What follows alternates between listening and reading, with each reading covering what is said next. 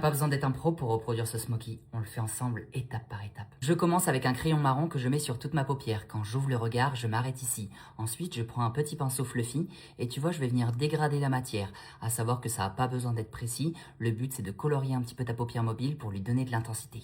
Et tu vois ce que je fais, je prends mon pinceau et je tire un petit peu la couleur. Quand je regarde droit, on voit bien la couleur. Et tu vois ensuite, je vais faire des petits mouvements de banane qui me permettent d'avoir de la couleur et de l'intensité. Je reprends ensuite un pinceau propre et je vais venir dégrader le travail pour éviter l'effet barre. Avec un petit pinceau boule, je prends un petit peu de la couleur terracotta que j'estompe et je vais la placer juste au-dessus. Tu vois ici, on a mon marron et là, on va placer la couleur terracotta, ce qui va me permettre de donner de l'intensité et un côté dégradé. Et tu vois ce que je fais, mon marron est juste ici, le terracotta, je vais le placer juste au-dessus et ça n'a pas besoin d'être bien précis, après on estompera. Avec mon pinceau fluffy, je dégrade le terracotta pour avoir un côté naturel et bien diffus. Je viens ensuite prendre un fard aubergine que je vais placer très légèrement au-dessus. On a mon marron, mon terracotta et l'aubergine, je vais le placer très légèrement au-dessus.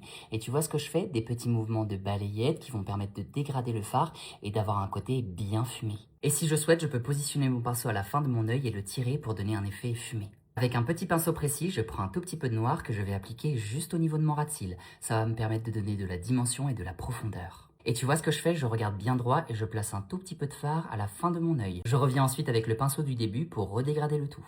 Je reviens ensuite avec mon crayon marron du début que je vais placer légèrement au niveau du ras de cils.